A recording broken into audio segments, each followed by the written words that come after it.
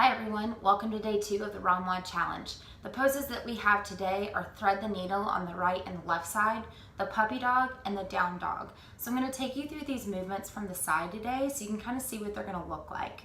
So the first one we have is thread the needle. You're going to come up onto your hands and your knees, coming into a tabletop position.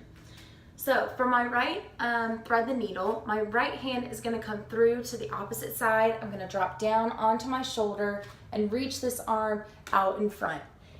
Let the head rest on the mat. It's okay. Keep the hips high. If you don't want your hand to be reaching forward, another really good stretch that's just added benefit is taking this hand and placing it on the lower back. You're going to hold this pose for 2 minutes.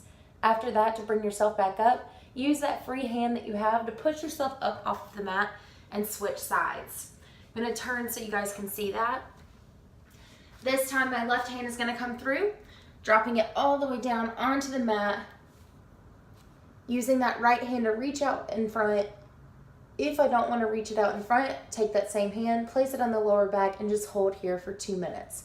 Again, keeping the hips high, using the weight of the ground and your chest to lay down on that shoulder to get a really big stretch on the opposite side of the shoulder. Then I'm going to take my free hand, push myself up off of the mat, and bring myself back into a tabletop position. For the third pose today, you're going to be doing the puppy dog. What the puppy dog looks like is not a full down dog. That's your next pose, but I'm going to stay in this tabletop position and my arms are just going to reach out. So I'm reaching the arms out, my hips are staying high. The goal for the puppy dog pose is to drop the chest down onto the mat. So I'm getting my chest as close to the mat as I can, reaching those fingertips forward. This should be a really intense stretch in the shoulders. It may even be a really intense stretch in the lower back and the hamstrings, depending on how flexible you are. So I'm just going to stay in this puppy dog position for 2 minutes. After the 2 minutes are up, I'm going to push myself up into a down dog, keeping the hands where they're at, curling my toes up underneath me, and pushing the hips up towards the ceiling.